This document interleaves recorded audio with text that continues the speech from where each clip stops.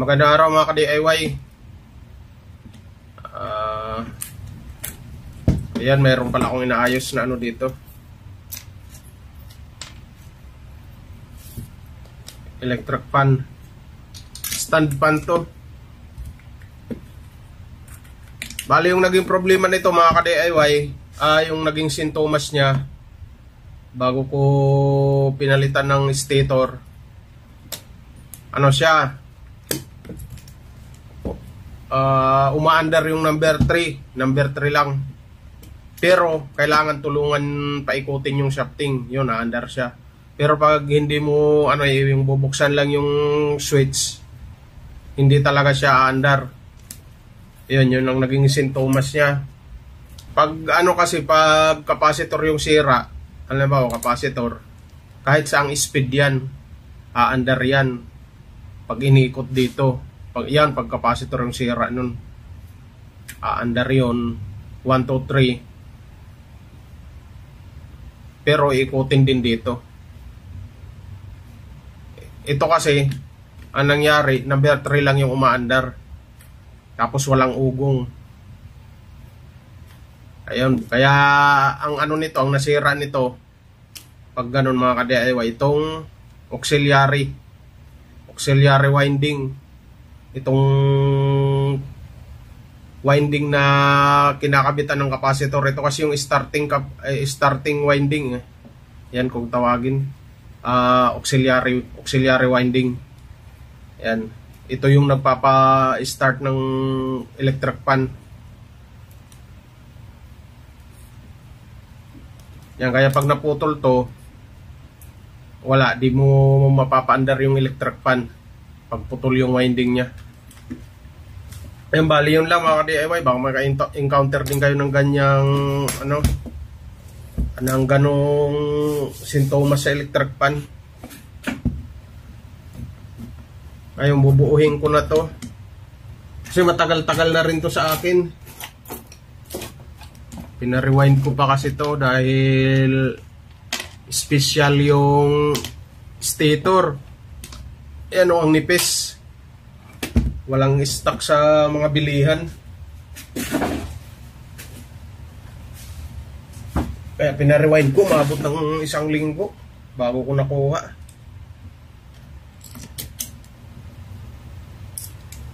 Di ko na rin kasi minadali ito eh.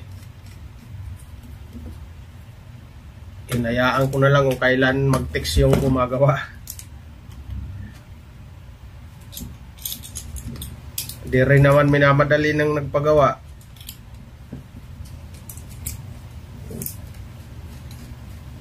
Tapos pinalitan ko na rin pala yung nito. Ayan, yung shafting tsaka bushing. Medyo na kasi. Saan na yung shafting nito? Ayan ito yung shafting nya. Luma. May sunog na rin. Mahirap pag di natin palitan, baka yun din yung maging dahilan na masira agad, baka sumikip.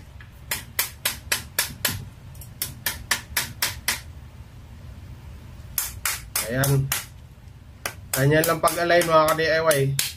Lalo pag kinalas kasi tong shafting, tsaka pag nagpalit ng kahit kalasin lang, hindi ka magpalit ng bushing na yan, na di-disalign yan.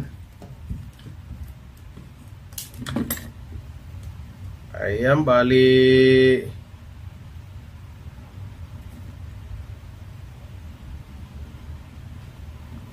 ko na to mga ka-DIY.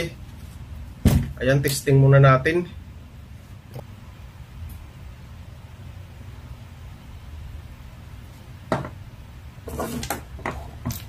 Ayan, tapos paanda rin natin itong green. Laging common yan. Common 1, 2, 3.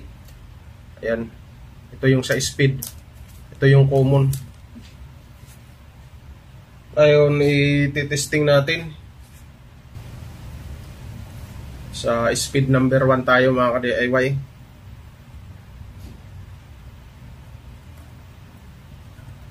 Ayan. Kita ba?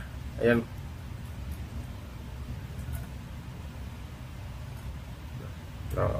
Ayan. Ayan, number 1 yan mga ka-DIY.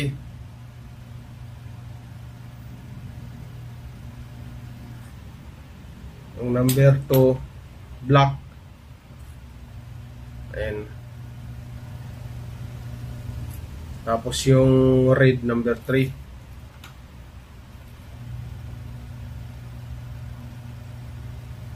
Ayan, bali ganun lang kadali mga ka-DIY magpalit ng stator.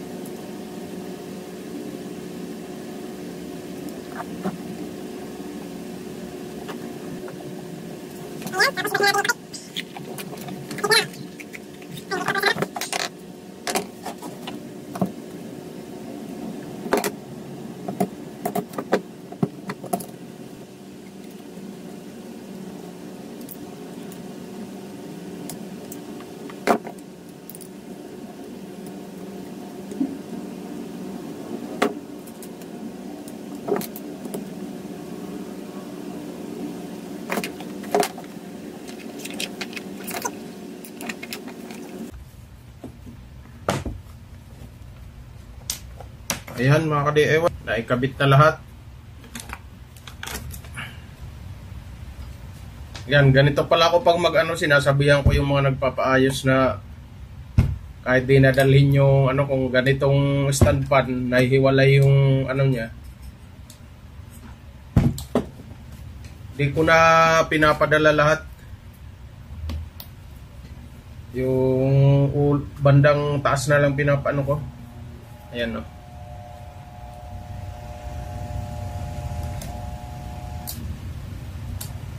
One, 2, 3. Off. 1, 2, 3. Ayan mga DIY, bali okay na to.